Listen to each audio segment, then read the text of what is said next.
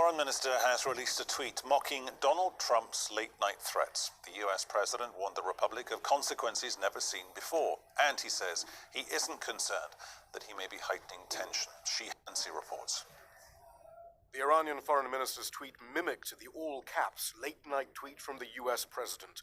"Color us unimpressed," it said. The war heard even harsher bluster a few months ago, and Iranians have heard them, albeit more civilized ones, for 40 years.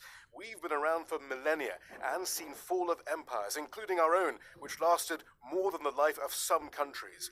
Be cautious! Exclamation mark. Be cautious is how Donald Trump's tweet ended as well.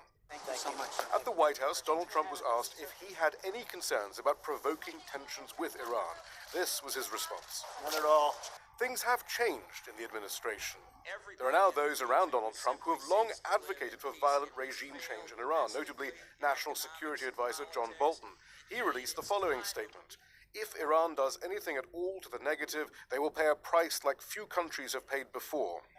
But White House Press Secretary Sarah Sanders argued that the administration's approach to Iran has been consistent. The ultimate goal and the focus of the president is making sure that we keep nuclear weapons out of their hands and that we focus on the protection of Americans. The president's tweet came at a time, though, when much of the international community is arguing that withdrawing from the Iranian nuclear deal has made everyone less safe and not more. Diplomatically, I think a lot of countries are very resentful of the United States. They think the U.S. pulled out of a perfectly fine nuclear deal that Iran was complying with. I think they're diplomatically, maybe Iran feels like with Europe and Russia and China saying that the U.S. is overdoing it here. The world has become... On Sunday, Secretary of State Mike Pompeo said the U.S. would attempt to stir unrest in Iran by beaming anti-government broadcasts into the country. But beyond that, it's still unclear what the long-term strategy of the Trump administration is. Almost 3 months, the U.S. withdrew from the Iranian nuclear deal.